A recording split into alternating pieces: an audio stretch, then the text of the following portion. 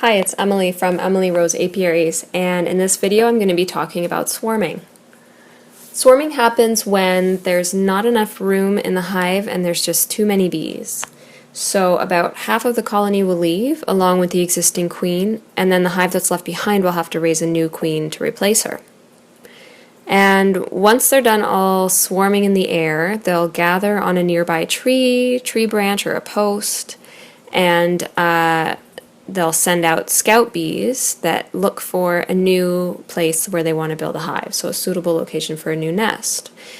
So if you get a swarm on your property and it looks like this, you don't have to panic. They'll take off on their own within a couple of days, and they're also very calm. They're very docile, so you don't have to worry about getting stung by the hive. You can just let it be, and like I say, it'll leave on its own. So generally for me, if I'm catching my own swarm, ideally it's landed on a branch that I can just grab a hold of the branch and shake it into the box that I want them to establish their new hive in.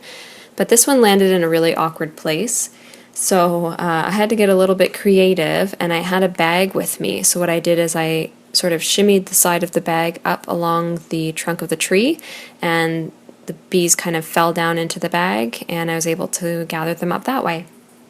So once I had my bag of bees, I had to shake it into the box that I wanted them to establish their new hive in. And when you're catching a swarm, the main thing is that you get the queen with the bees, because all of these bees are following the queen's pheromone. It's a very strong pheromone. And if the queen's not in there, then the swarm will just leave. So in this case, as I was dumping those bees in, the queen kind of took off and landed just a couple of feet away.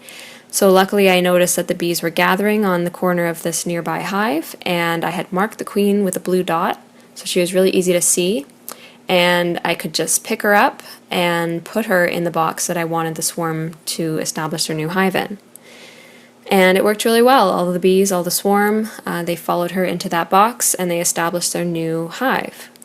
So this is that swarm a couple of weeks later in the box, and they're established really well. The queen has laid out a few frames of eggs, and these black frames were all straight plastic foundation for them to build comb on, and within a couple of weeks they had started to build some comb. So again, that's really good, and they had also put away a little bit of honey for me in a super above the brood box.